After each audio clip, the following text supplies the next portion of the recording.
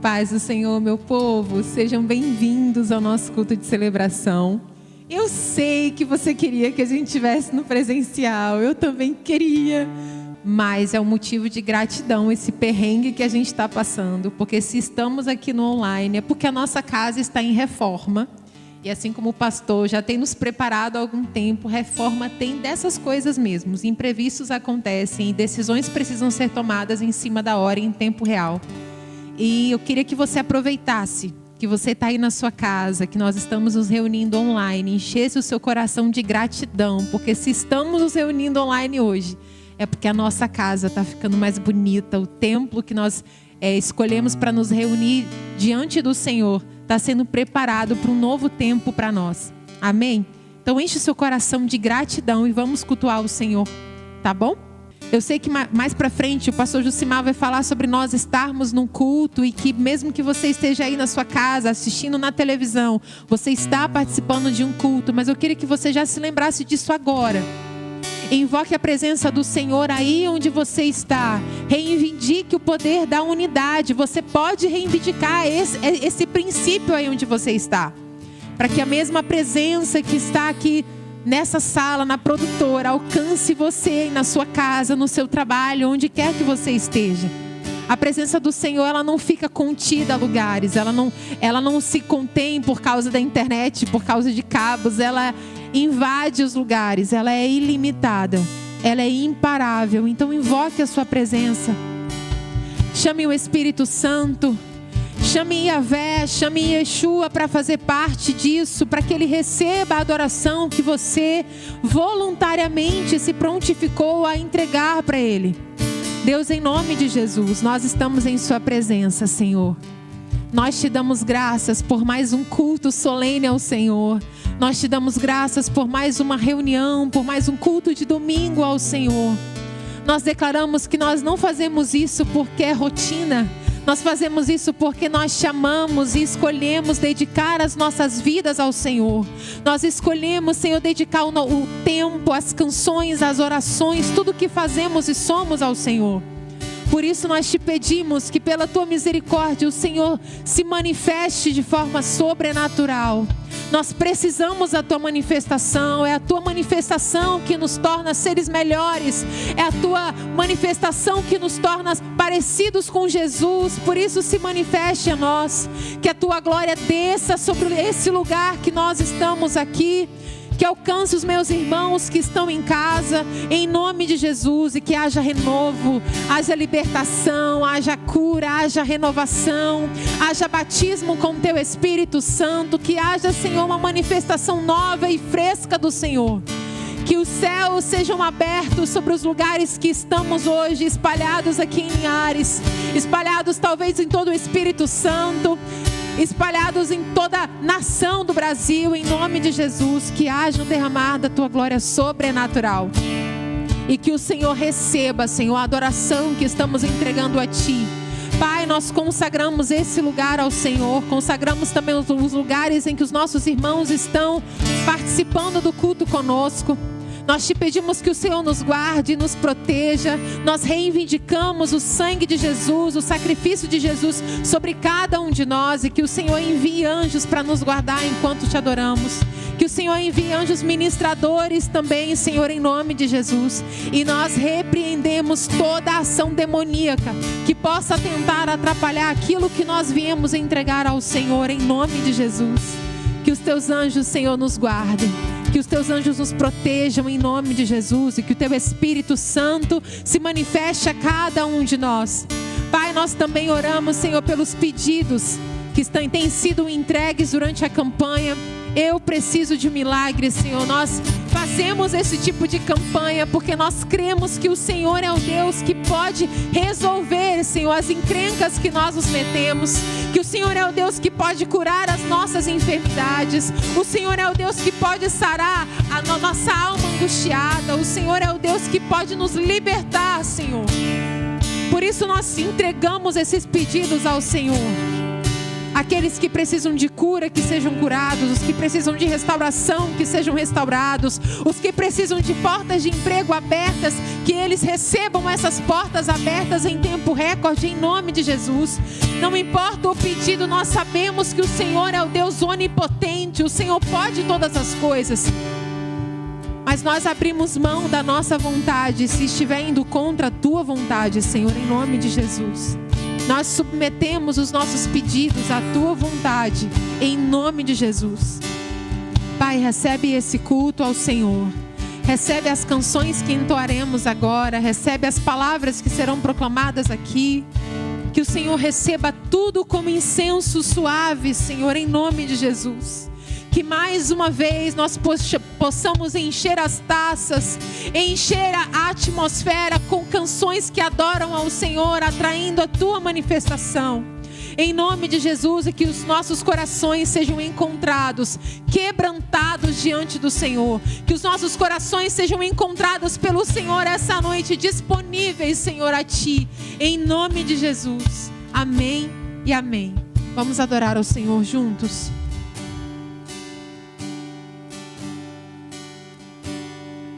Não há outro igual ao que se assenta no trono, sobre tudo e todos. Ele olha das alturas, atento a ouvir as suas criaturas.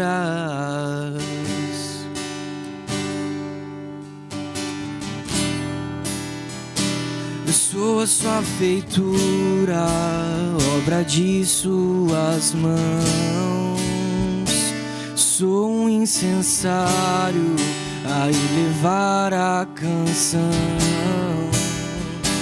Eu sou a sua feitura, obra de suas mãos. Sou um incensário a elevar a canção.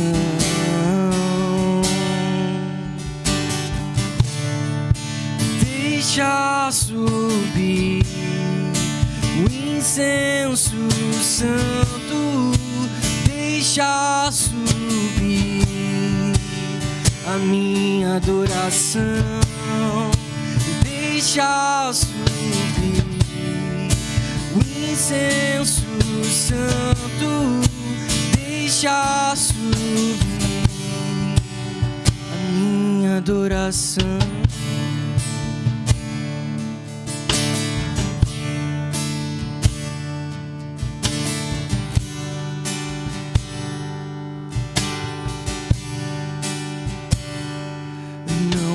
Igual ao que se assenta no trono, sobre tudo e todos. Ele olha das alturas, atento a ouvir as suas criaturas.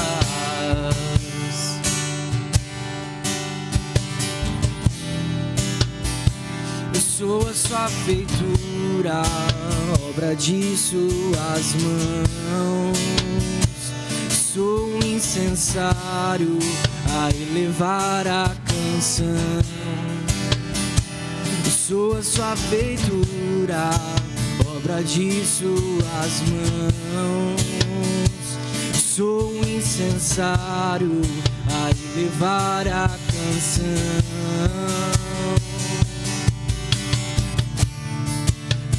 Deixa subir o incenso santo, deixa subir a minha adoração, deixa subir o incenso santo, deixa subir a minha adoração.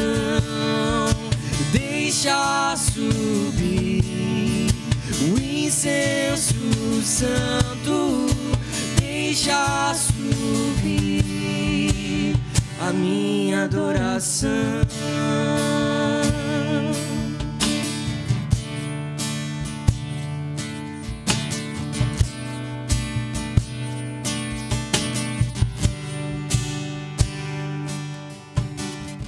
Dia e noite, noite e dia, até que as taças estejam cheias. Dia e noite, noite e dia, até que ele retorne à terra. Dia e noite, noite e dia, até que as taças estejam cheias. Dia e noite, noite e dia, até que ele retorne à terra. Dia e noite, noite e dia, até que as taças estejam cheias. Dia e noite, noite e dia, até que ele retorne à terra. Dia e noite, noite e dia, até que as taças estejam cheias. Dia e noite, noite e dia.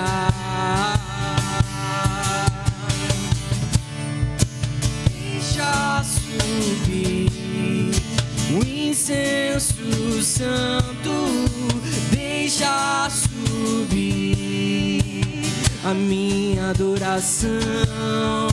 Deixa subir o incenso santo, deixa subir a minha adoração. Deixa subir o incenso santo, deixa subir a minha adoração. Dia e noite, noite e dia, até que as taças estejam cheias. Dia e noite, noite e dia, até que ele retorne à terra. Dia e noite, noite e dia, até que as taças estejam cheias. Dia e noite, noite e dia.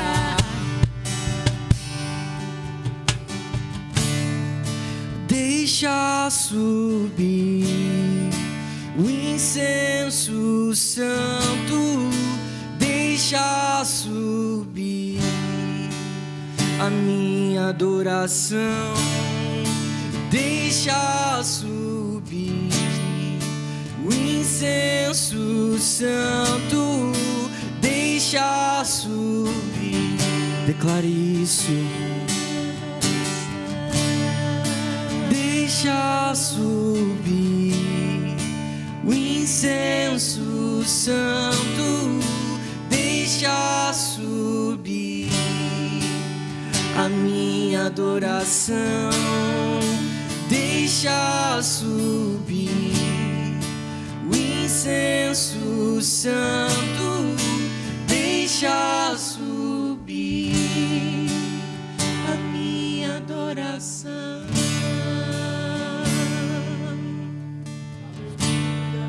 Aleluia, Jesus. Aleluia, Jesus. Não pare de adorar o nome do Senhor.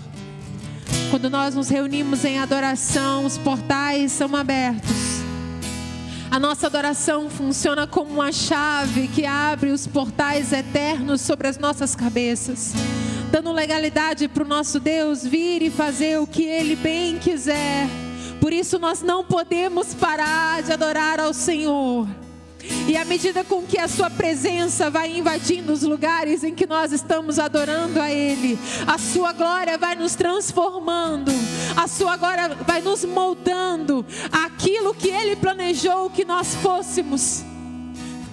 Nós precisamos dessa glória, nós precisamos dessa manifestação. Jesus, vem com a tua glória sobre nós. Jesus, vem com a tua glória sobre nós. Vem com a tua glória sobre nós.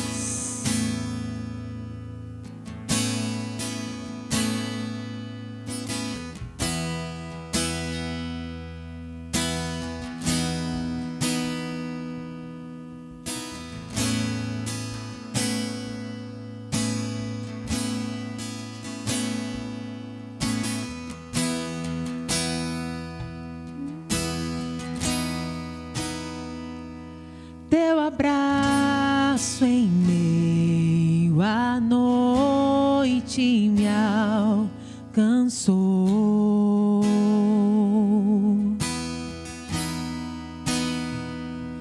Sem restrições se entregou por mim.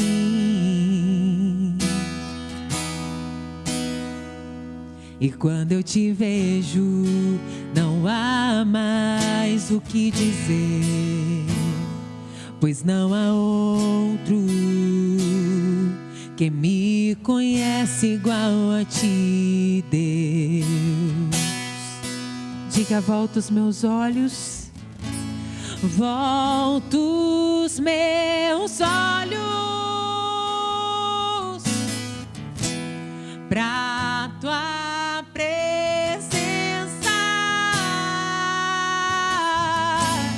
Deixo tua glória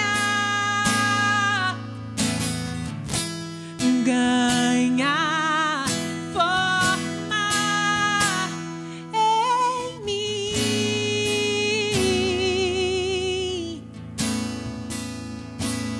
em mim.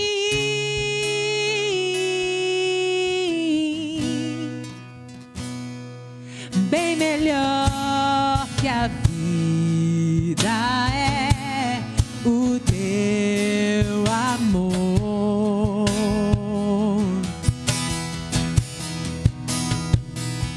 Jesus seja o centro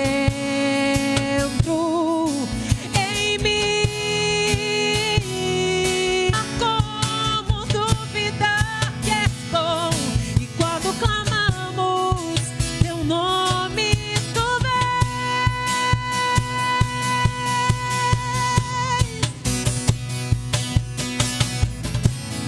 Volto os meus olhos pra tua presença. Deixo tua glória ganhar forma em mim. Volto os meus olhos pra tua presença. Deixo tua glória ganhar forma em mim,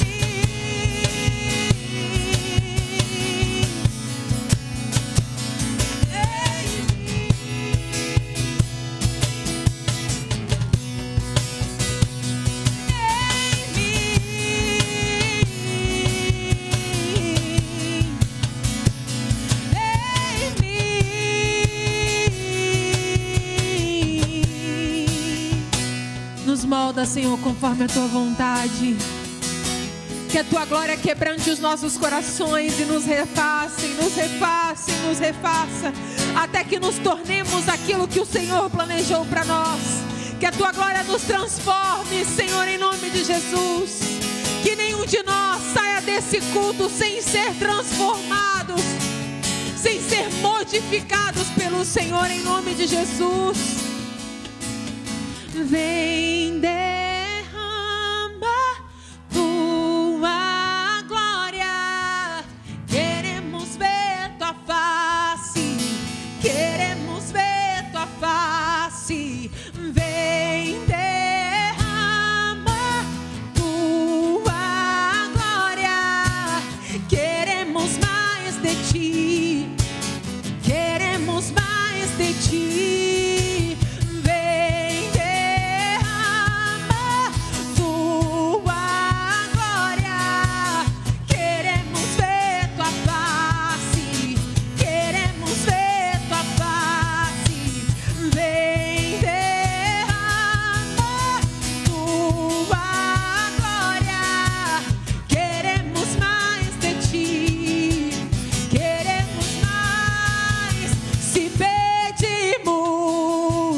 Jesus virá.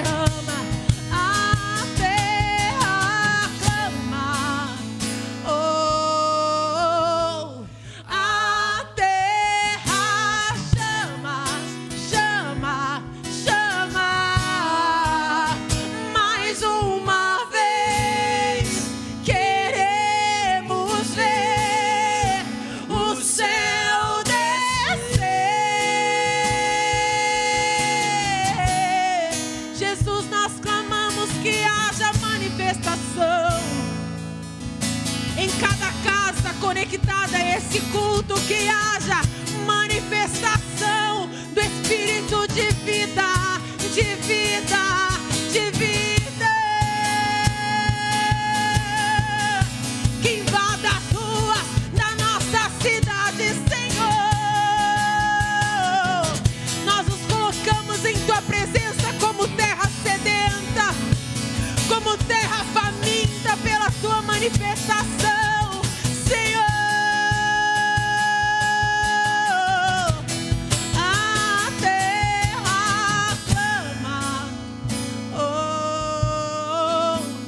a terra chama, chama, chama.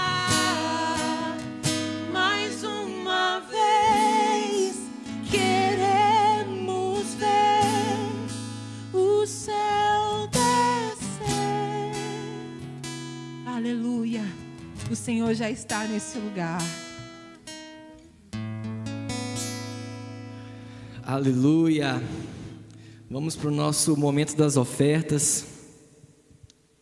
Queria pedir para minha produção colocar na tela para a gente 2 Coríntios 9, 10, versículo 10. Eu estou na nova tradução da linguagem de hoje. E Deus, que dá a semente para semear e o pão para comer, também dará a vocês todas as sementes que vocês precisam. Ele fará com que elas cresçam e deem uma grande colheita como resultado da generosidade de vocês. Eu estava refletindo sobre esse texto e esse texto me lembrou da época que eu era criança, quando era aniversário do meu pai. A minha mãe costumava me puxar pelos cantos e falar assim: filha, a gente precisa ir lá comprar o presente do papai. E aí eu ia lá, com o dinheiro do meu papai, comprar o presente para o meu papai. E era muito bacana porque, olhando para o lado do meu pai, não tinha a ver com o presente que ele ia ganhar, mas tinha a ver com o meu coração, a entrega que eu estava fazendo para ele. E esse texto, ele fala que é Deus quem dá a semente para você semear. E é Deus também que dá o pão para você comer. Muitas vezes a gente se preocupa demais com as coisas e esquece que a gente tem pai. E esse texto me trouxe para esse lugar, me trouxe para olhar que o resultado, a colheita, ela não tem a ver só com o fato de eu ter lançado sementes sobre um terreno. Ela tem a ver com a generosidade do meu coração. Ela tem a ver com a entrega que eu fiz por livre e espontânea vontade. E eu queria pensar com você sobre isso, porque quando a gente tem Deus, quando a gente entende que tem um Pai, não precisa de mais nada, só Ele.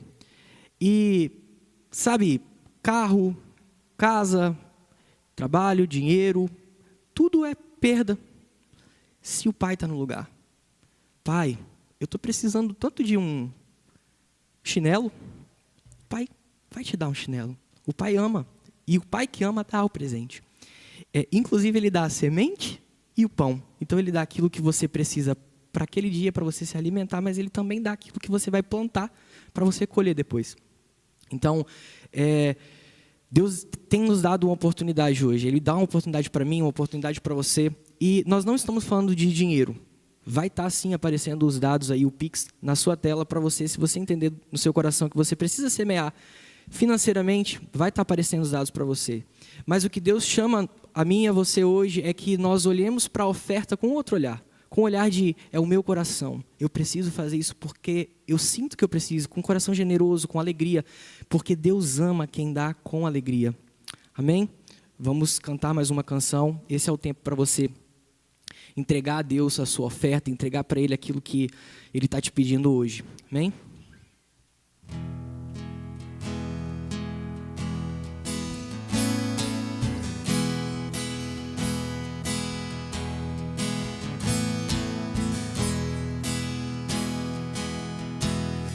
No mundo busquei, mas não preencheu-me. Canções tão vazias, tesouros que um dia se consumarão. Então você veio e me trouxe pra perto, e todo desejo é satisfeito em teu amor. Não há nada, nada melhor, não há nada, nada melhor, não há nada, nada melhor que o meu Deus. Eu não tenho medo de expor minhas fraquezas, defeitos e falhas. Não vou esconder, um amigo encontrei. Deus das montanhas é o Deus dos vales, e não há lugar que a sua graça não possa me achar. Não há nada, nada melhor, não há nada, nada melhor, não há nada, nada melhor que meu Deus. Não há nada, nada melhor, não há nada,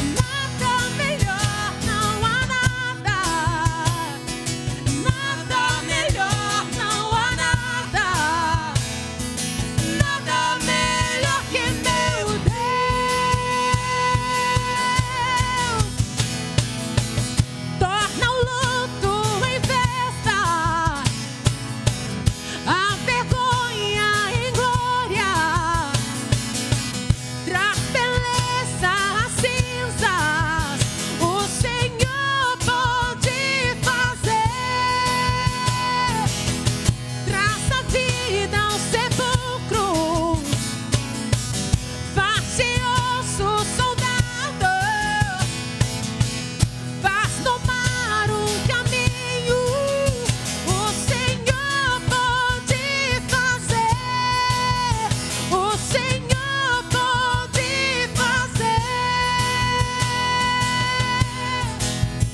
Não há nada, nada melhor, não há nada, nada melhor, não há nada, nada melhor que o meu Deus.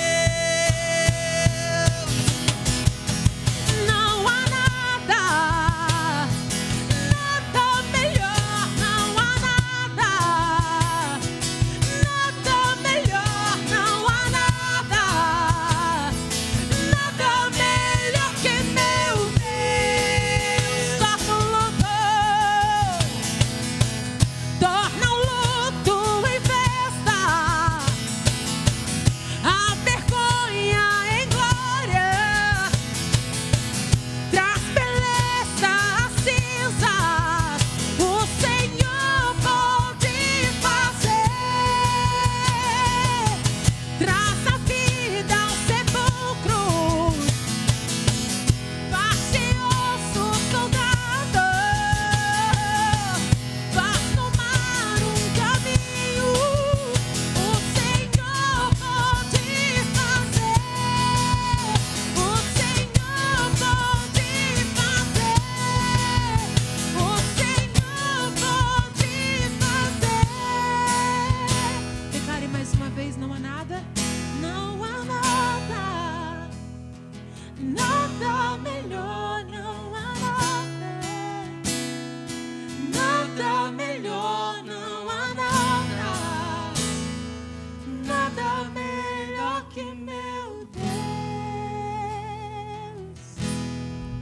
Aleluia,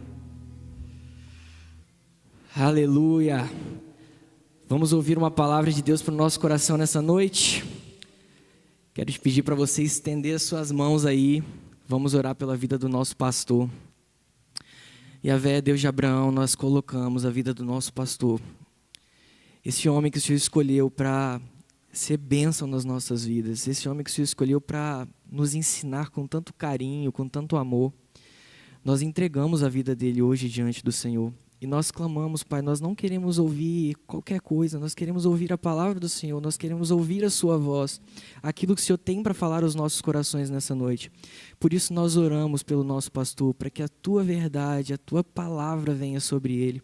Em nome de Jesus. Amém. Amém. Amém. Amém. Aleluia. Aleluia. Gente, eu amo essa palavra amém. Essa é uma palavra como a palavra aleluia, que não tem tradução. Ela, no hebraico, ela é amém. E aí, em todas as línguas do mundo, quando as pessoas dizem amém, é amém. Muda um pouquinho o sotaque nessa ou naquela língua. Em português a gente escreve com um final de M, no inglês escreve com N. Mas a palavra é a mesma. Amém é sempre amém. E no hebraico, a palavra amém é um acróstico. Cada letra da palavra amém no hebraico é uma palavra. E a frase inteira é Elohim Meler Neeman.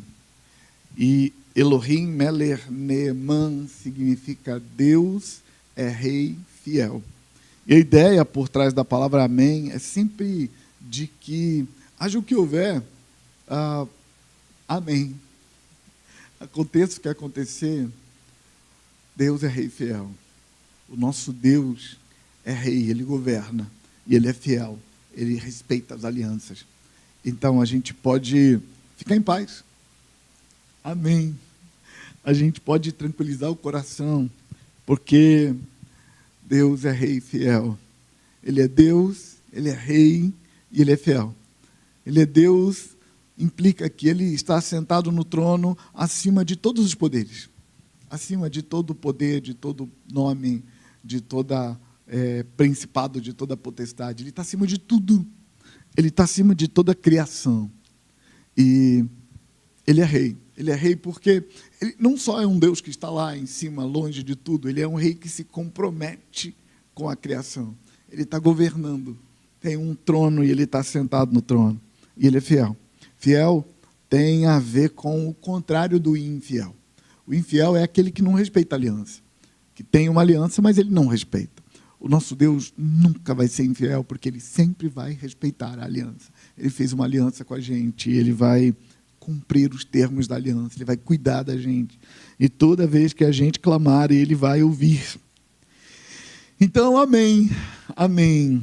Elohim Meler Neeman. Para você, para a sua vida, para a sua casa. Não esquece que você está cultuando. Eu sei que, às vezes, quando a gente está diante de uma tela para participar de algo, a tentação é grande para a gente achar que está assistindo, para a gente achar que está consumindo conteúdo gospel. Mas você não está consumindo. Mesmo você que perdeu a hora do culto e está assistindo ou participando do culto depois. Tem gente que participa do nosso culto na segunda, na terça, na quarta, sendo que o culto foi no domingo. E se você está nesse caso, não sente culpa não, só cultua. Relaxa, entra diante de Deus e cultua Ele. Deixa Deus te abençoar através desse cultuar ao Senhor, porque o Senhor é bom. Então vamos cultuar a Ele, ministrar a Ele. Eu tenho uma palavra de Deus para você, mas antes da palavra, eu queria orar pelas nossas crianças. É tão importante a gente levar isso muito a sério. Quando o nosso culto presencial está acontecendo, essa é a hora em que a gente chama as crianças e vai aquele mundoeiro de criança lá na frente e enche o altar. E como a gente está em reforma agora, não dá para fazer o culto lá. Quero, inclusive, aproveitar para te dizer que, antes de orar pelas crianças, que a obra é uma oportunidade de ouro para você semear, viu? Se Deus estava falando com você já faz algum tempo, que estava na hora de fazer uma oferta de sacrifício, uma oferta que de fato signifique alguma coisa para você, se Deus estava te falando, a oportunidade apareceu. Acho até que Deus criou essa oportunidade para você semear, porque quando Deus fala com a gente que a gente está precisando fazer uma oferta significativa, significa que Deus está prevendo que ali na frente eu vou precisar fazer uma colheita, e aí precisava daquela oferta. Então, a obra, a reforma, é a sua oportunidade de ouro de ofertar, de fazer uma oferta de sacrifício. Pastor, eu não queria ofertar dinheiro para a obra, não. Eu queria ir lá trabalhar um tempo. Vai! A gente está precisando. Procura a Elane, que está coordenando na frente lá, e fala para ela que você tem voluntariedade para oferecer. Ela vai achar um lugar lá para você trabalhar, porque até a gente terminar a obra, a gente ainda vai precisar fazer alguns mutirões, vamos precisar de voluntários ajudando a gente. Se for você, que bom, seja bem-vindo. Mas guarda isso no seu coração. A obra que está acontecendo na igreja é uma oportunidade especial de semeadura para você que Deus está armando. Mas voltando para as crianças, quando a gente faz o nosso culto presencial, a gente chama as crianças, elas vão lá na frente, a gente ora por elas. Eu queria orar pelas crianças agora. E aí, pai, mãe, seria uma boa ideia você pedir para as suas crianças ficar de pé agora, você colocar, pai, mãe, a mão sobre a sua criança, tio, tia, avô, avó, impõe a mão sobre a sua criança, enquanto eu oro pelos seus filhos agora, para que Deus cuide deles, em nome de Jesus. Deus, eu oro pelas nossas crianças, eu clamo ao Senhor por elas, para que o Senhor se revele a elas. Senhor, a sua palavra diz, deixai vir a mim os pequeninos, porque de tais é o reino de Deus, de gente como eles é o reino de Deus. Eu clamo ao Senhor pelas nossas crianças, Pai, não só as nossas crianças que estão ali do outro lado da tela, não só essas, todas as nossas crianças, Pai, eu oro por todas as nossas crianças, para que cada uma delas, aquelas que ainda estão no ventre, que não nasceram ainda, aquelas que estão recém-nascidas, aquelas, Pai, que ainda não foram encomendadas, mas que está no seu coração, que o pai, a mãe estão orando, estão querendo ter filhos, estão querendo gerar e não conseguiram gerar. Eu oro por essas crianças para que elas sejam geradas, para que o Senhor abençoe o pai que quer gerar, a mãe que quer gerar, que o Senhor atenda o desejo do coração deles, que o Senhor tire os impedimentos que roubam a alegria do pai e da mãe de gerar, de dar à luz a filhos. Pai, em nome de Jesus eu oro por cada um deles, em nome de Jesus, que a vida do Senhor flua nas nossas crianças, as que são pequeninas, as que são maiorzinhas, as que ainda não nasceram, as que ainda não foram geradas. Eu oro pelas nossas crianças, Pai, por favor, cuida delas, empurra elas para o centro da sua vontade, que a tua proteção se derrame sobre as nossas crianças, guarda elas do mal, Pai, em nome do Senhor Jesus. Usa a minha oração como legalidade para proteger aquelas crianças do homem mau, mesmo aquelas crianças que estão debaixo de brecha, mesmo aquelas crianças cujos pais abriram brechas e elas estão prestes a serem atacadas de alguma forma. Por favor, meu Senhor, eu te dou a legalidade da minha oração para que o Senhor faça intervenção e proteja as nossas crianças do mal, em nome de Jesus. Amém. Amém. Eu tenho uma palavra de Deus para você, repetindo antes da palavra que nossos avisos estão nos grupos de WhatsApp e estão no nosso site, montesiãolinhares.com.br. Lá no site, toda a nossa programação, toda a nossa agenda, todos os nossos eventos, está tudo lá. E nos nossos grupos de aviso no WhatsApp também, fica atento, porque a gente está tendo que tomar decisão em tempo real, então pensa nisso. Tá joia? Senhor, eu oro para que o Senhor fale conosco através da sua palavra. Eu oro para que a verdade de Deus seja revelada a nós. Que o Senhor ministre para nós de forma sobrenatural, que a graça de Deus seja revelada a nós através da palavra. A tua palavra é viva e eficaz e mais penetrante do que uma espada de 2 gumes. E ela é poderosa para ultrapassar juntas medulas, ultrapassar e chegar à divisão entre a alma e o espírito, se derramando no espírito humano. Senhor, a tua palavra é viva, então eu oro para que ela transmita vida a nós, Pai, desse lado da tela, do outro lado da tela, no ambiente virtual que nós criamos, estamos nos comunicando nele, que a glória da sua presença se derrame e que a sua palavra seja a palavra de Deus para nós, em nome de Jesus. Amém. Eu ia pedir para você cutucar o seu irmão e falar para ele que Deus vai falar com ele, mas sei lá onde é que você está, vai que não é para cutucar o irmão, né? Mas se puder, cutuca seu irmão aí e fala para ele que Deus vai falar com ele. Eu queria ler essa palavra com você, Apocalipse capítulo 21, eu quero ler versículos 7 e 8. Eu quero ler duas versões. Eu queria ler na versão Almeida Corrigida, ARC, Almeida Revista e Corrigida, e depois eu queria ler na NAA, Nova Almeida Atualizada, porque eu queria duas palavras, e eu queria que você prestasse atenção nessas duas palavras, na verdade, duas expressões. Na versão Almeida Revista e Corrigida, eu queria que você prestasse atenção na expressão aos tímidos. Na versão NAA, eu queria que você prestasse atenção na expressão aos covardes. Aos tímidos, aos covardes. Então, se o pessoal da produção conseguir colocar na tela para mim, primeiro eu vou ler versão ARC, Almeida Revista e Corrigida. Almeida Revista e Corrigida. Quem vencer, herdará todas as coisas. E eu serei o seu Deus, e ele será o meu filho. Mas quanto aos tímidos, e aos incrédulos, e aos abomináveis, e aos homicidas, e aos fornicadores, e aos feiticeiros, e aos idólatras, e a todos os mentirosos, a sua parte será no lago que arde com fogo e enxofre, o que é a segunda morte. Não se assuste, essa é uma boa palavra de Deus para você. Eu quero ler esse mesmo texto, Apocalipse 21, 7 e 8, na versão NAA. Versão NAA agora.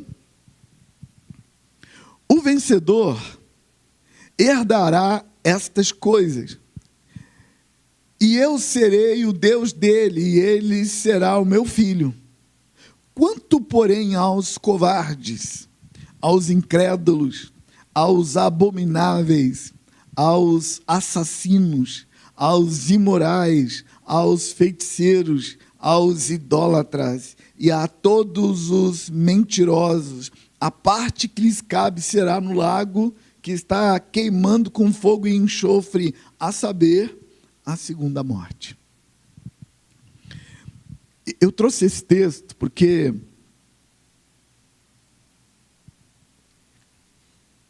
um tempo atrás, Deus me deu uma palavra para compartilhar com a igreja, nesse capítulo. Só que, nos primeiros versículos do capítulo 21, e eu parei no versículo 7. E parei no versículo 7 porque o que Deus estava trazendo precisava de uma certa profundidade, não teria tempo para seguir até o versículo 8 e explicar o versículo 8. E nos primeiros versículos do capítulo 21, eu vi Deus consolando a igreja de Jesus de todos os tempos, quando a igreja estivesse num tempo de angústia. Deus estava usando os primeiros versículos do capítulo 21 para dizer para a igreja, quando ela estivesse no meio de uma angústia, para ela se lembrar naquela palavra de três coisas.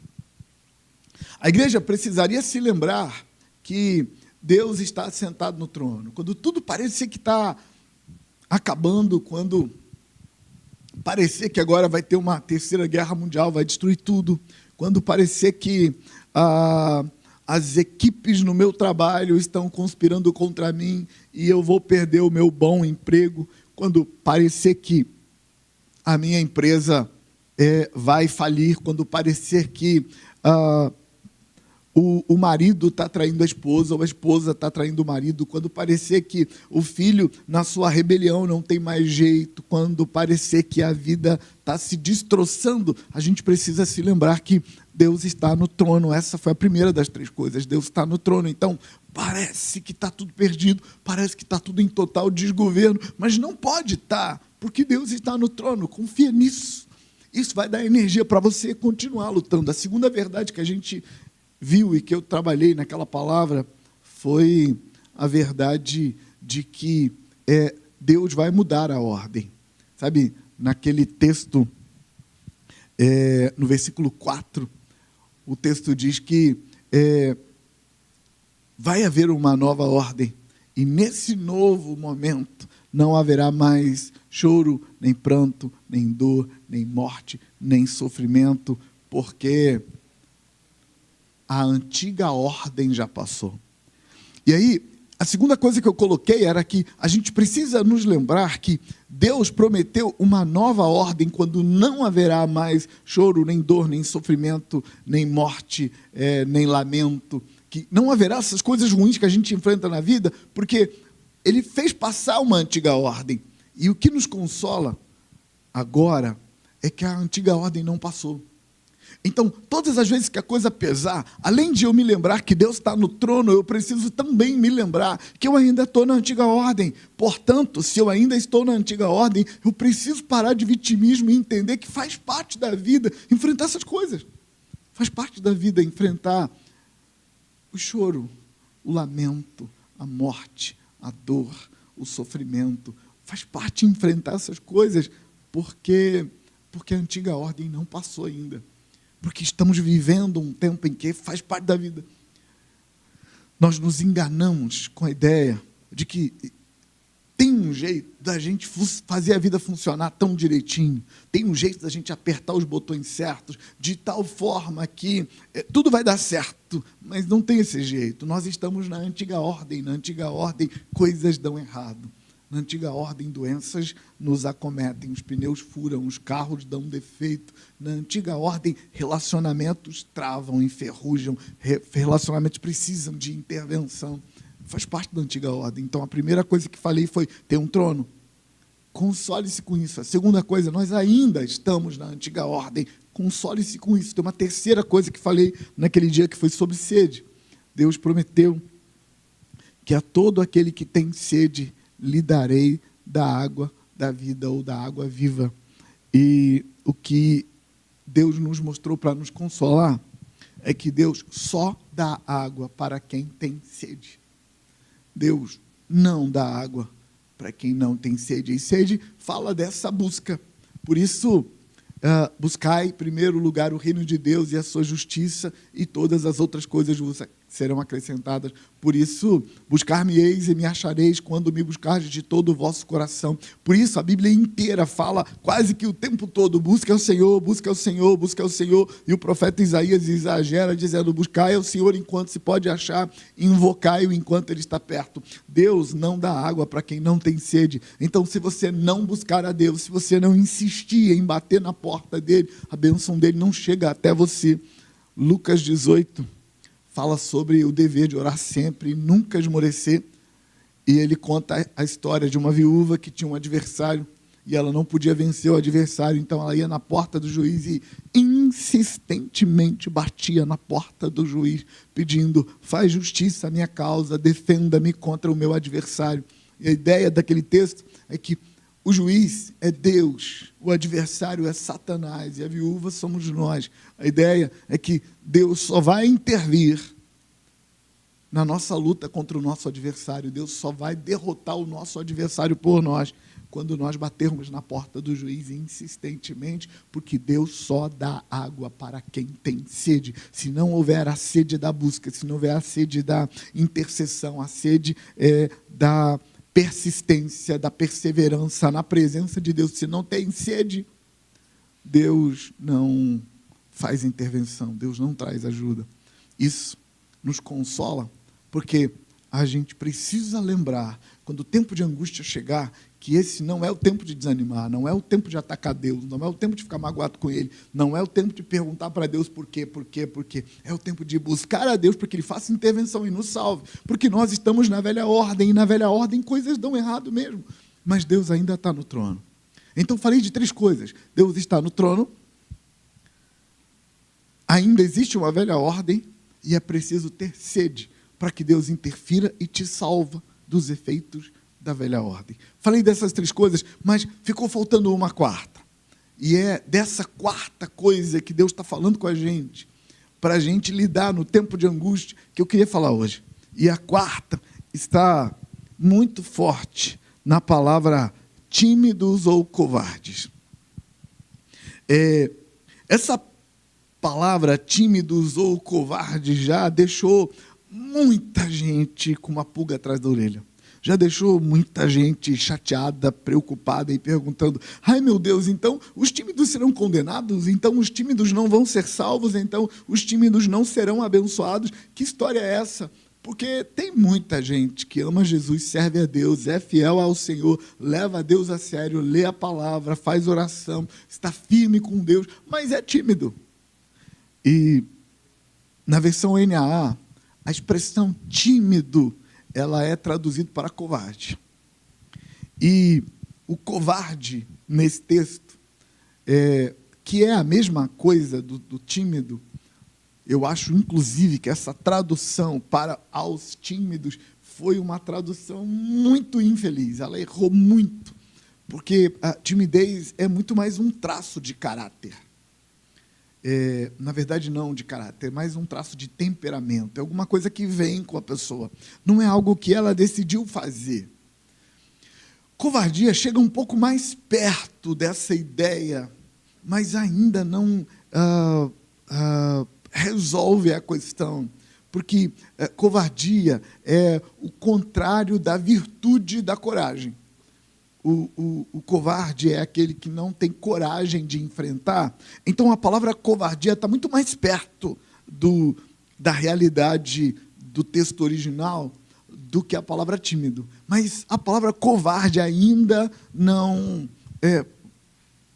revela completamente a ideia. Então, para a gente entender o que o texto está falando, quando ele diz que os covardes vão ficar de fora, eu queria primeiro que você entendesse que o covarde, ele não fica de fora só lá no final. O covarde fica de fora desde agora. Então, a ideia é que você que está enfrentando um tempo de angústia, você que está enfrentando um tempo de batalha, você que está se sentindo acuado, precisa se lembrar que hoje, não só no final dos tempos, os covardes não serão socorridos, os covardes não receberão intervenção divina, porque os covardes não abrem a porta para Deus intervir. A ideia por trás do covarde é a mesma ideia por trás da sede. Aquele que não tem sede, Deus não atende. Não, mas Deus sabe que Ele pode me abençoar mesmo sem eu ter sede. Não, Deus não vai fazer isso. Do mesmo jeito, Deus não vai atender aos covardes. Deus não vai abençoar os covardes. Porque Ele está com raiva dos covardes, porque Ele está chateado com os covardes? Não, porque isso se trata de um princípio. E para aprofundar essa ideia do covarde começa no versículo anterior, no versículo 7. E o versículo 7 diz assim: o vencedor herdará essas coisas. Eu serei o Deus dele, e ele será o meu filho. O versículo 7 é o caminho certo. O versículo 8 é o caminho errado. O versículo 7 é: Deus espera que você seja o vencedor. O versículo 8 diz: Deus espera que você não seja o covarde. O covarde é o contrário do vencedor. O vencedor, do versículo 7, é o contrário do covarde do versículo 8. E o que o vencedor está vencendo? O vencedor está vencendo a si mesmo, está vencendo os próprios impulsos. O vencedor está vencendo as influências do mundo. O vencedor está vencendo as filosofias do mundo. O vencedor está vencendo tudo que afastam ele da fé de que Deus está no trono, da aceitação de que nós estamos na velha ordem e da aceitação que é preciso sede para Deus operar. O vencedor, ele vence os impulsos que nos empurram na contramão disso. Então, registra isso. Deus estabeleceu que o socorro vem para você quando você aceita que Deus está no trono, quando você aceita que ainda estamos na velha ordem, então é normal ter problema no mundo, quando você aceita que Deus só age na vida de quem tem sede, Deus só dá água para quem tem sede, quando você aceita essas três coisas, Deus está operando. Deus estabeleceu isso. Satanás e as trevas sabem que é assim que as coisas funcionam. Aliás, eles sabem mais do que a gente. Então, Satanás e as trevas movem todo um vento, movem toda uma intervenção. As trevas agem na cultura, agem nos meios de comunicação, agem nos meios de entretenimento, agem nas redes sociais, agem nos relacionamentos. Tudo para tentar fazer você andar na contramão dessa aceitação de que Deus tem um trono, de que ainda estamos na velha ordem e de que Deus só dá água para quem tem sede. Agir na contramão disso é se condenar. E as trevas estão trabalhando duro, fazendo resistência, te empurrando numa direção de você negar essas coisas. Sabe, toda a ansiedade, toda a angústia que está sendo derramada no mundo, sabe, como um caldeirão fervendo, é parte do movimento das trevas para fazer você negar que Deus está no trono, para fazer você negar que é normal que a gente esteja na velha ordem, para fazer você negar que Deus só dá água para quem tem sede. As trevas estão trabalhando duro para isso. Mas Deus espera que você vença e que você tome postura de confiar no Deus que está no trono. Deus espera que você vença todo o agir das trevas e tome postura de confiar em Deus. Deus espera que você não se entregue. Deus espera que quando a coisa apertar, você diga, não no meu turno. Você tenha coragem de enfrentar, de encarar, seja lá o que vier. Talvez seja dor, talvez seja perseguição, talvez seja desprezo, talvez seja incompreensão, não importa, seja lá o que tiver que enfrentar, enfrente. Seja vencedor e se mantenha firme nessa fé, nessa confiança de que Deus está no controle, de que tem problema no mundo, mas é normal, a gente vai vencendo, de que eu preciso buscar a Deus para que Ele intervenha. Fica firme nisso. O vencedor, o versículo 7, diz que herdará todas essas coisas. Ele recebe a herança. Por que ele recebe a herança? Porque eu serei o Deus dele e ele será meu filho. Não tem herança para o covarde, para aquele que não vence. Porque o covarde não se declarou como filho de Deus e não declarou Deus como o Deus dele. Sabe, quando você age como se Deus não estivesse no trono, quando você age como se não fosse normal que essa vida, sendo a velha ordem, tenha problemas da velha ordem, quando você age como se não precisasse buscar a Deus para que Deus faça intervenção, quando você quebra esses 3 princípios estabelecidos no começo, quando você age na contramão disso, quando você nega isso, você também nega que Deus seja seu Deus. Você também nega que você é filho de Deus. E aí, o versículo 7 não se cumpre. O vencedor vence assim. O covarde é o que não vence. O covarde, normalmente, é chamado de covarde porque, no momento em que ele devia se arriscar para conquistar algo melhor do que o lugar onde ele está, ele prefere não se arriscar, não pagar a conta, ele tem medo de enfrentar, e aí ele prefere se entregar.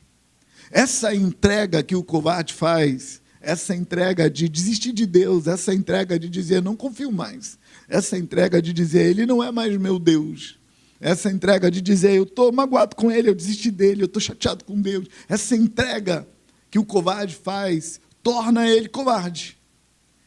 Sabe, capítulo 24 de Mateus, quando Jesus está falando do final dos tempos, ele fez uma afirmação no meio de todas as outras. Primeiro ele diz que vai ser difícil, vai ter angústia, vai ter pressão, vai ter guerras, vai ter fome, vai ter dificuldade, vai ter agonia de alma, vai ter ansiedade generalizada. Ele vai falando dessas coisas e num dado momento ele diz mais, aquele que perseverar até o fim, esse será salvo.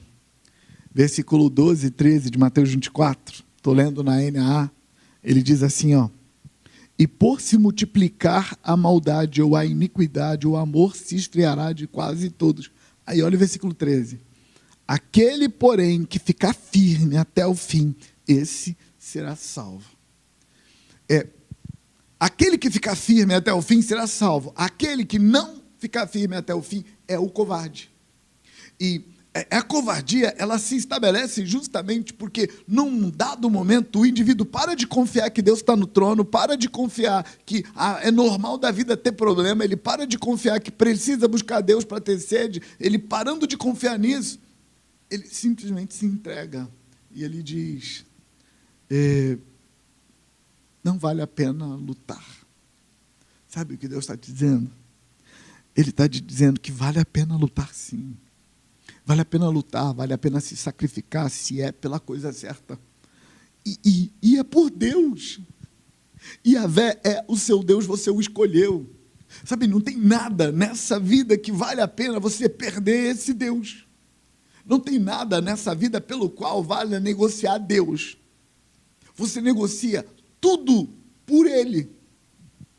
Jesus estava falando disso quando ele disse que o reino dos céus é como um homem que estava negociando terrenos, e ele entrou num terreno para ver se aquele terreno valia, e ele descobriu que no terreno estava enterrado um tesouro que valia 1 milhão de vezes mais do que o terreno. Só que o terreno era caro, ele não podia comprar o terreno.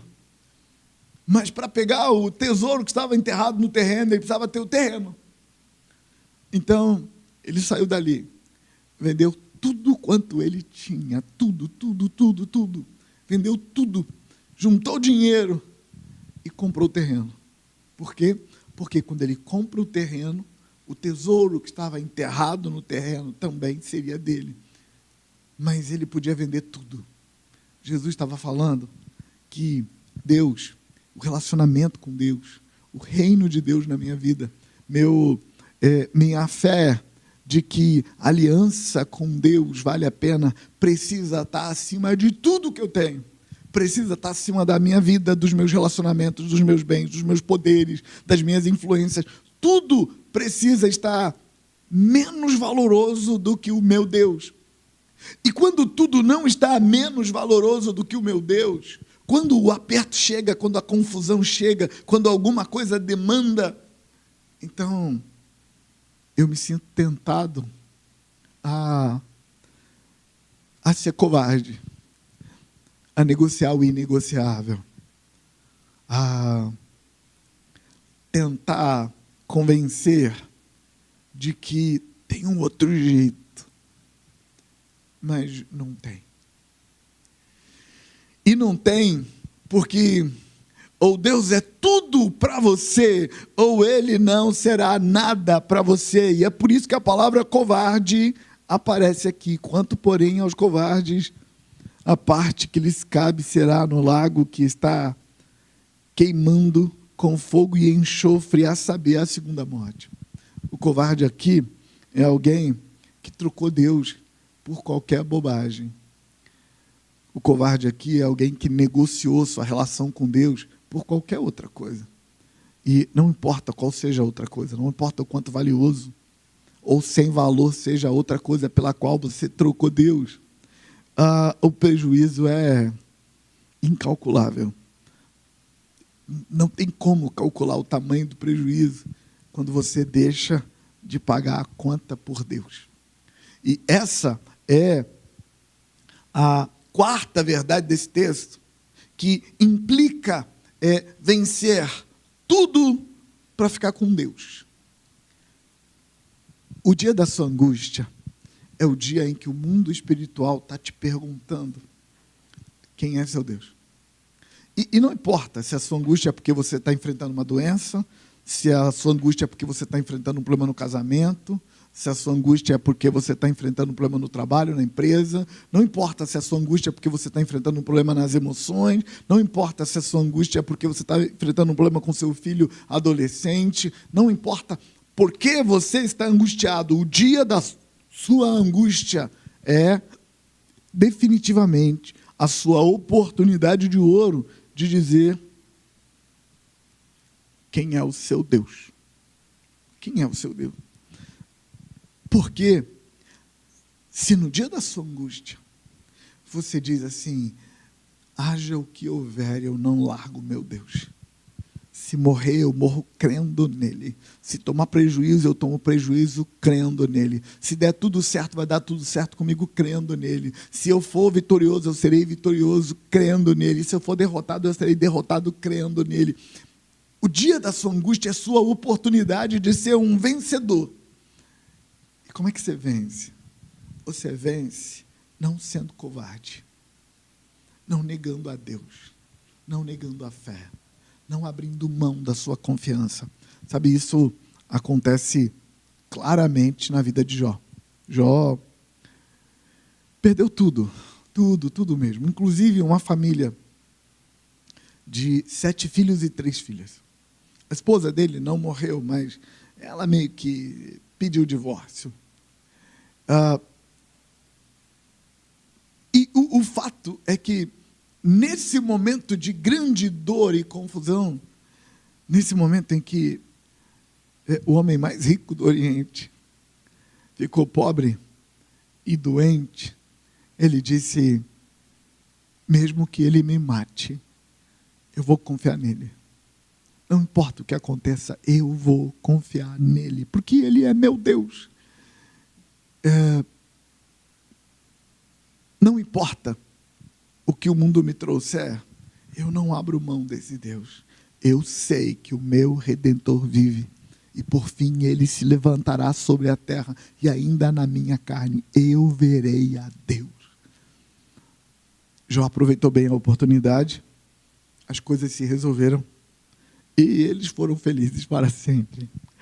A Bíblia diz que o final da vida de Jó foi vivendo com o dobro do que ele teve antes. Então, a intervenção divina na sua angústia, no seu momento de angústia, está diretamente ligado com essa postura de guerreiro, com essa postura de vencedor que Deus está esperando de você. Sabe, o dia da sua angústia é o dia em que você é convidado para duvidar que Deus esteja no trono. Mas Ele está. O dia da sua angústia é o dia em que você é convidado para questionar por que tem tanto mal no mundo. Ora, porque estamos na velha ordem. Daqui a pouco a velha ordem vai mudar, vai virar nova ordem e não vai ter sofrimento no mundo. Mas até lá, a gente aguenta. As trevas estão o tempo todo te convidando a, no dia da angústia, desistir logo daquele que é o único capaz de te resgatar da angústia. Então, por isso, você é convidado a ser o vencedor. Você é convidado a não ser o covarde, não ser aquele que desiste, não ser aquele que para de confiar, não ser aquele que se entrega. Não importa o que aconteça, não se entregue. Não importa o que aconteça, decida confiar. Toma a mesma postura de Jó, mesmo que ele me mate, eu confio nele. Sabe, um texto de Apocalipse capítulo 3, falando sobre esse vencer, ele mostra o vencedor, ou o não covarde, como vivendo o modelo de Jesus. Olha o texto de Apocalipse 3, versículo 21.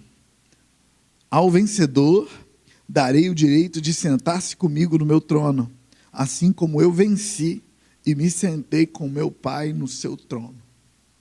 Jesus está dizendo que ele viveu isso que ele espera de nós. E ele venceu do jeito que ele espera que a gente vença. E ele está dizendo que ele já ganhou um prêmio que ele espera que a gente ganhe como vencedor. Como foi que Jesus venceu? Jesus venceu quando o Pai disse para ele ir à cruz, no Getsemane. Ele disse: Pai, se for possível, passa de mim esse cálice, sem que eu beba. mas se não tiver jeito, faça a sua vontade. E Jesus foi à cruz, foi preso, julgado num julgamento injusto, insano, foi espancado, humilhado, assassinado e morreu e ficou 3 dias morto. E os textos paralelos aos evangelhos dizem que ele foi ao inferno por 3 dias, ressuscitou ao 3º dia por nossa causa. Jesus não queria passar por aquilo, mas ele aceitou passar por nossa causa. E foi Jesus, em Mateus 16, que diz que aquele que vier após mim, negue-se a si mesmo, tome cada dia a sua cruz e siga-me. Jesus espera de mim e de você a mesma postura que ele tomou diante de provas irrefutáveis ao redor de que Deus o abandonou. Ele continuou crendo, como Jó, como eu e como você. O vencedor precisa vencer no tempo da angústia. Sabe, a gente está na velha ordem, tem um tempo de angústia para todo mundo. Se não for hoje, será amanhã. A gente tem que, uma hora ou outra, enfrentar o tempo de angústia. E quando o tempo de angústia chega, a gente precisa se posicionar em Deus. A gente precisa decidir confiar nele. A gente precisa decidir perseverar e esperar nele, sabendo que o meu Deus não falha. O meu Deus não erra. O meu Deus não se engana. O meu Deus não desgoverna. O meu Deus governa o tempo todo. Ele está no controle de tudo. Ele está fazendo o que precisa ser feito. O vencedor é aquele que não é covarde. Aquele que perseverar até o fim será salvo. Sabe, cada hora que você enfrenta um momento de angústia, cada hora a sua energia para segurar a onda diminui um pouquinho. E você pergunta, será que isso vai durar para sempre? E a resposta do salmista é, o choro pode durar uma noite, mas a alegria vem pela manhã. Ou seja, o choro pode durar, claro que pode, mas ele vai durar uma noite, ele vai durar um período, está marcado o tempo que ele vai durar. Uma noite não é uma noite de 12 horas, com menos sol. Uma noite é o período em que precisa durar a sua angústia. Assim que esse período terminar, a alegria vem pela manhã. Por causa dessa sensação de medo, de que talvez isso dure para sempre. Ai, meu Deus, e se durar para sempre? Você precisa se lembrar no dia da angústia que Deus está no trono. Você precisa se lembrar do dia da angústia, que nós estamos vivendo uma velha ordem que vai passar. Você precisa se lembrar no dia da angústia que Deus dá água para quem tem sede. Então você não pode deixar a sua sede esmaecer. Não pode deixar a sua sede esfriar. Mantenha a sede, fica firme. Seja o vencedor do texto. Apocalipse 3:11 fala desse vencedor nos seguintes termos: venho sem demora. Estou lendo versão NAA ainda. Venho sem demora, conserva o que você tem, para que ninguém tome a sua coroa. Qual é o objetivo de a gente ser o vencedor? Qual é o objetivo de a gente não ser o covarde que abre mão da fé, que abre mão da confiança? Qual é o objetivo? O objetivo é que as trevas não roubem nosso prêmio, porque tem um prêmio que será roubado pelas trevas se a gente for o covarde. Se a gente não perseverar até o fim, o inimigo vai roubar o nosso presente. Eu venho sem demora, conserva o que você tem, para que ninguém tome a sua coroa. Eu quero encerrar voltando ao versículo 8. No versículo 8, os covardes, eles começam uma longa lista.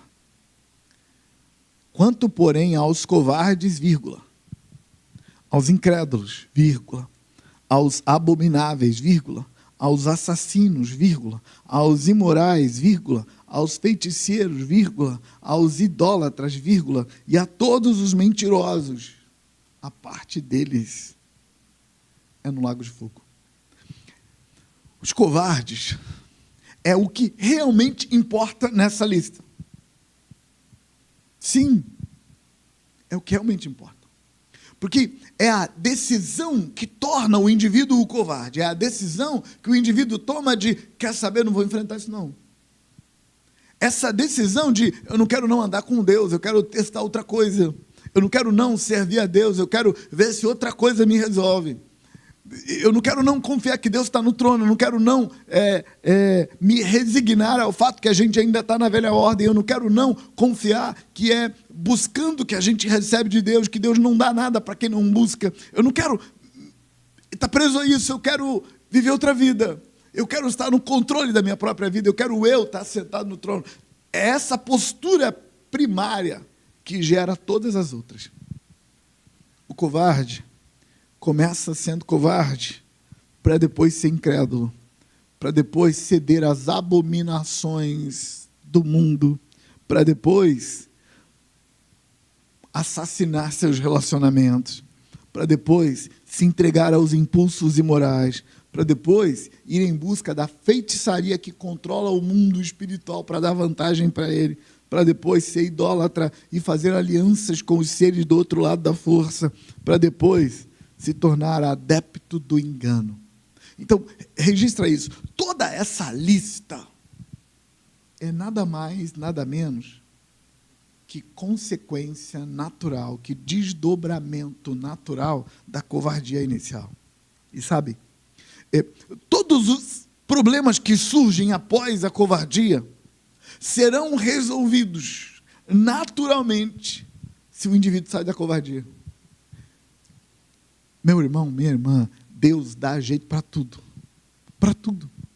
Deus dá jeito na incredulidade, Deus dá jeito nas abominações, Deus dá jeito nos pecados de assassinato, nas imoralidades, Deus dá jeito nas feitiçarias, nas idolatrias, Deus dá jeito nas nossas mentiras, Deus cura todo esse mal da gente, nos lava no sangue de Jesus e nos leva para o céu. Mas a covardia, você precisa resolver a covardia. Você precisa resolver a covardia. Eu acho que tem uma tecnologia me atrapalhando aqui, gente. Eu acho.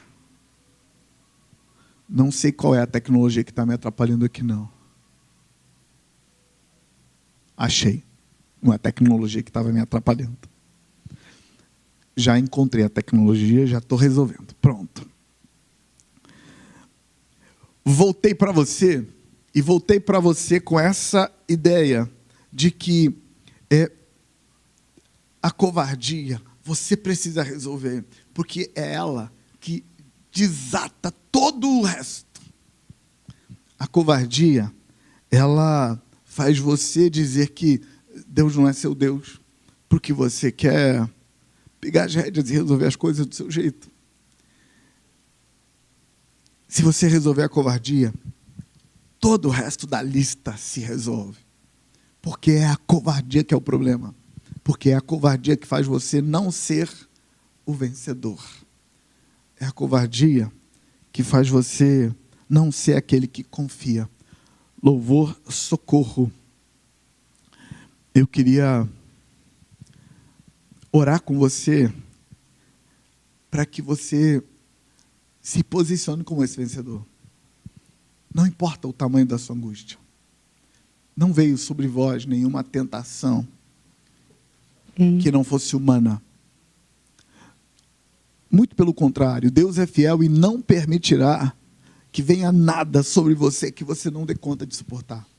Muito pelo contrário, Deus vai prover livramento de sorte que você possa resolver os ataques das trevas, os desafios das trevas contra você. Então, registra isso.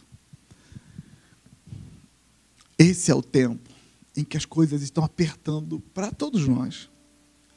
Esse é o tempo em que muita coisa está dando errado. para todos nós.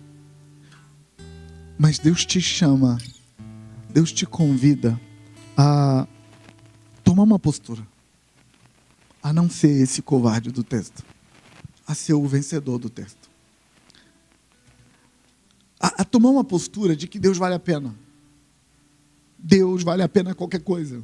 Sabe, Deus vale a pena sofrer, Deus vale a pena perder, Deus vale a pena tomar prejuízo, Deus vale a pena morrer. Por quê? Porque Ele ressarce prejuízos, Ele ressuscita mortos, Ele te salva do inferno, Ele perdoa seus pecados, Ele conserta tudo. Mas Deus não dá água para quem não tem sede. E o covarde, num dado momento, ele decidiu que ele não quer ter mais sede. Porque ele diz, não, já sofri demais. Não, para mim já deu. Já deu, e você vai para onde? Eu cansei dessa vida. E você vai arrumar qual vida? Aonde é que tem uma solução para você, se não em Deus? Se você virar as costas para Ele, você vai para onde?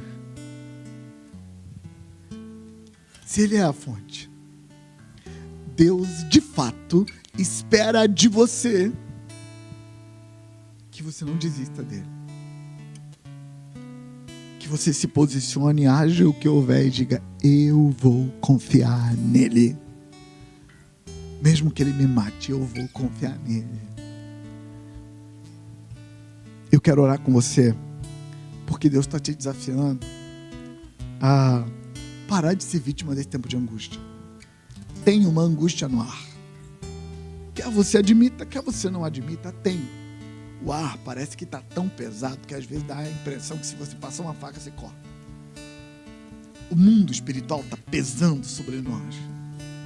E é a sua chance, é a sua oportunidade de se posicionar em Deus e dizer para Deus que você não vai ceder, que você não vai negociar, que você não vai voltar atrás. E talvez, enquanto eu falo disso, talvez você esteja respondendo do outro lado da tela, mas pastor, você não sabe a dor que eu estou passando.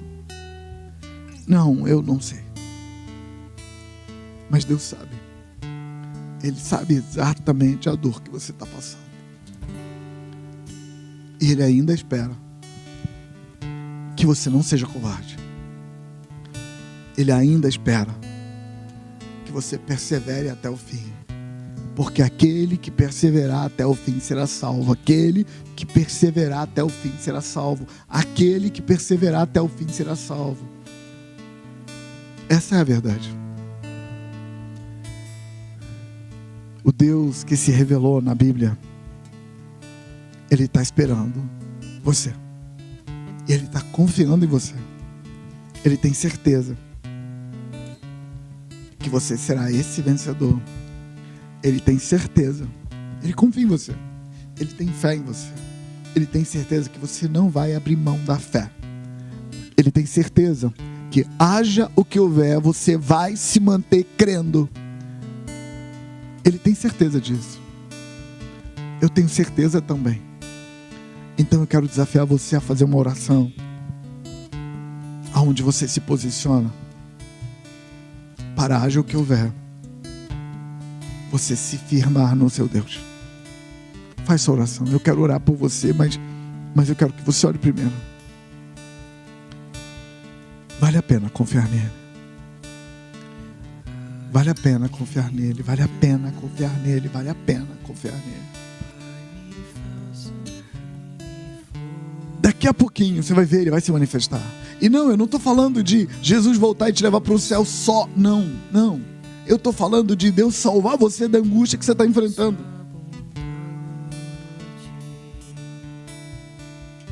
Inclusive, talvez seja hoje o dia que ele volta e leva a gente para o céu e acaba todas as angústias.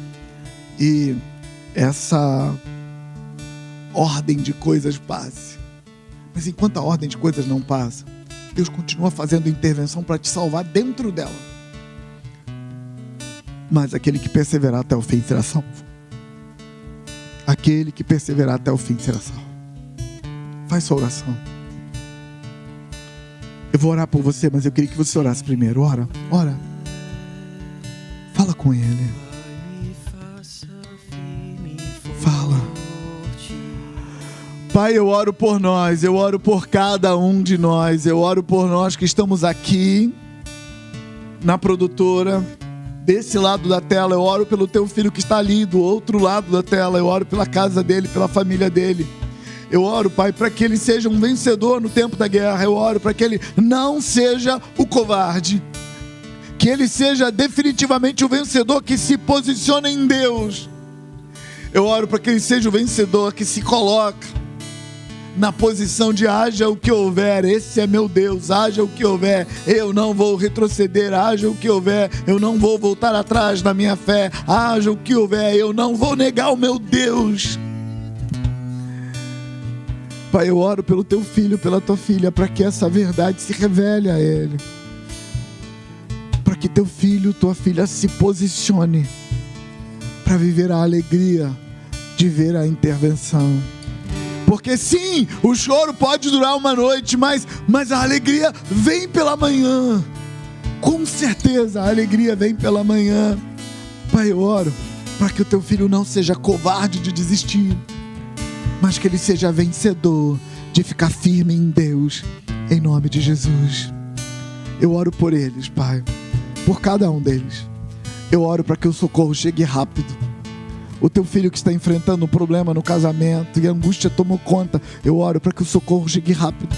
A tua filha que está enfrentando um problema no casamento e que a angústia está atormentando a alma dela, eu oro, Deus, para que o Senhor a visite, para que o Senhor a console, e eu oro para que o socorro chegue rápido. O teu filho, Pai, que está enfrentando um problema, uma angústia na empresa, nos negócios, parece que as coisas não estão andando. Pai, eu oro para que o socorro chegue rápido. Abrevia o tempo, Deus, e traz o socorro que o teu filho precisa. Pai, o teu filho que está enfrentando uma angústia com a família, uma angústia com os filhos, uma angústia dentro de casa. Pai, eu oro para que o socorro chegue rápido. Eu oro para que o teu socorro venha sobre a tua filha que está enferma, sobre o teu filho que está doente, especialmente para aqueles pais que estão doentes, já num processo de adoecimento, sofrendo, tensionados, com medo dessa doença durar muito mais tempo. Teus filhos que têm sentido vontade de desistir, eu oro por eles, Pai, para que eles fiquem firmes, e eu oro para que o socorro chegue rápido, em nome de Jesus. Mas acima de tudo, eu oro por cada um deles, para que eles fiquem firmes até o socorro chegar, para que eles fiquem de pé até o socorro chegar, para que eles sejam vencedores, não covardes, em nome de Jesus. Que a vitória venha e os encontre de pé, em nome de Jesus, em nome de Jesus. Deixa Deus falar com você através dessa canção. Deixa Deus falar com você através dessa canção.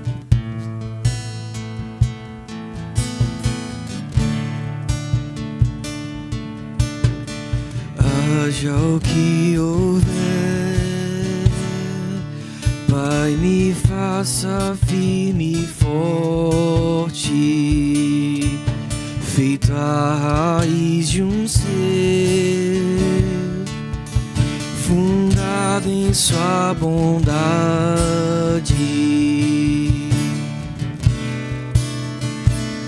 Haja o que houver,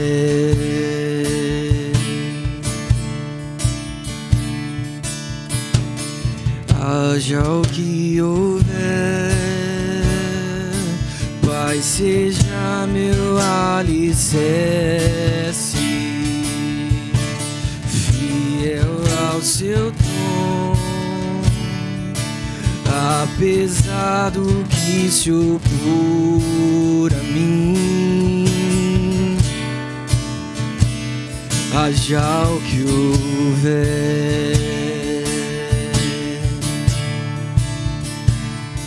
seja minha bravura quando eu tremer, minha coragem se meu coração ruir, o meu lar quando estiver perdido, seja Pai, haja o que houver.